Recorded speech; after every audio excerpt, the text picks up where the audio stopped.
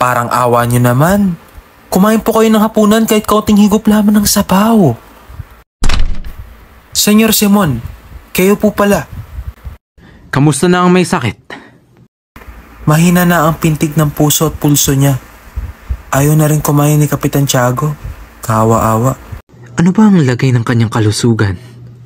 Nakalatan na ng laso ng kanyang buong katawan. Maaari siyang mamatay anumang oras. Gaya ng Pilipinas. Ilang gabi nang nagigising siyang walang ilaw. Umiiyak at ako'y minumura. Inakala niya siya'y aking binulag. Wala kang pinagkaiba sa pamahalaan. Basilio, makinig ka.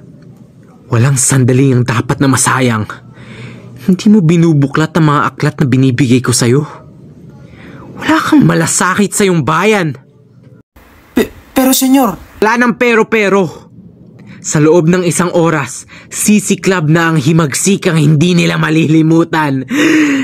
Naparito ako upang ihandog ang iyong kamatayan o kinabukasan.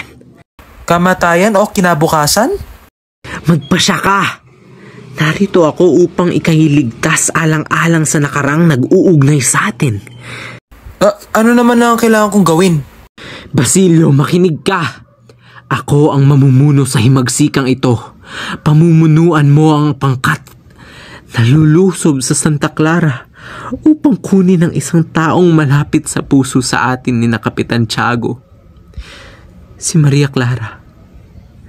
Ibig ko siyang iligtas at isang paghihimagsik lamang ang naiisip kong paraan. Huli na ang lahat. Patay na si Maria Clara. Anong sinabi mo? Patay na siya. Kasinungalingan! Kasinungalingan! Isa kang duwag! Walang makakapigil sa akin. Ililigtas ko siya ngayong gabi o bukas ay patay ka na. Ilang araw nang may sakit si Maria Clara. Ako'y dumadalo sa kumbento upang makibalita. Heto ang sulat na binigay ni Padre Irene kay Kapitan Tiago. Magdamag na hinagka ni Kapitan Tiago ang larawan ni Maria Clara at humingi ng tawad. Tinugtog na kanina ang kanyang agonyas. Patay na! Ang aking mahal ay patay na! Namatay na hindi ko man lamang nakikita o niyayakap.